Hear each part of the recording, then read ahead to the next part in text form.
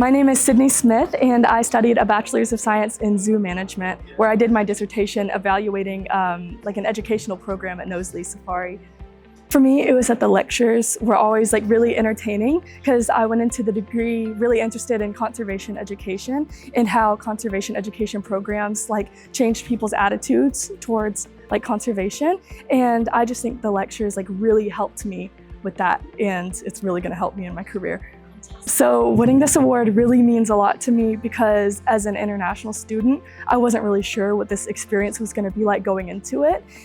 So at times I kind of felt a little bit on the outside, like I didn't really know what was going on because my culture is so different than over here. So winning this award really makes me feel like I've achieved a lot, and it makes me feel like I belong, and I'd really like to continue my studies over here because I love it.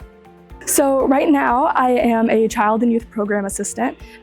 for children between the ages of 5 and 11 at an after-school program on a military base in Germany. And what I do is I create really fun and educational lesson plans,